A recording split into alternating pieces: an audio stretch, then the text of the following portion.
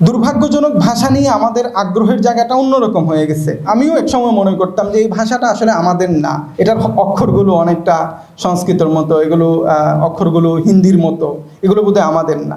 কিন্তু যে টুকিটাকি পড়াশোনার যখন সুযোগ হলো, এই বাংলা ভাষাটা মুসলিম শাসকদের মাধ্যমেই প্রতিষ্ঠিত হয়েছে। দেখেন, আমরা এই অঞ্চলের মুসলমানরা, হিন্দুস্তানি মুসলমানরা দুইটা ভাষাকে ইসলামের ভাষা বানায় ফেলছি। একটা হলো ফার্সি ভাষা, যেটার সাথে ইসলামের কোনো সম্পর্ক ছিল না, এটা মাজুসিদের ভাষা, এটা ইসলামের শত্রুদের ভাষা বলতে পারি ওই সময়ের। মানে যদি এভাবে শত্রুদের কোনো ভাষা হয় না, ভাষার সাথে শত্রুতা হয় না। মাজুসিদের ভাষাটা কি ইসলামের ভাষা, নামাজ রোজা থেকে সব শব্দ ওখান থেকে আমরা নিয়ে নিচ্ছি। আর শঙ্কর জাতের হিন্দুস্তানি উর্দু ভাষা, যেটা অল্প কিছুদিন আগে প্রতিষ্ঠিত হলো, এই ভাষাটার ব্যাপারে যখন প্রথম উর্দু ভাষায় কোরআন তর্জমা করা হয়েছে, ওলামারা ফতোয়া দিয়েছে এটা নাজায়েজ। এই দুইটা ভাষা ইসলামের ভাষা হয়ে গেছে। দুর্ভাগ্যজনক, যে ভাষাটা মুসলিম শাসকদের মাধ্যমে প্রতিষ্ঠিত হয়েছে সংস্কৃতের বিপরীতে, ওই ভাষাটা, ওই বাংলা ভাষাটা ইসলামের ভাষা হয়নি।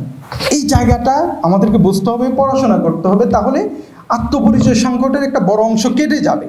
এই ভাষা আমাদের, এটা আমাদের শাসকরা তৈরি করছে ভাষা, এটা কেন আমরা কলকাতার ওয়ালাদের কাছ থেকে আমাদের নিতে হইল?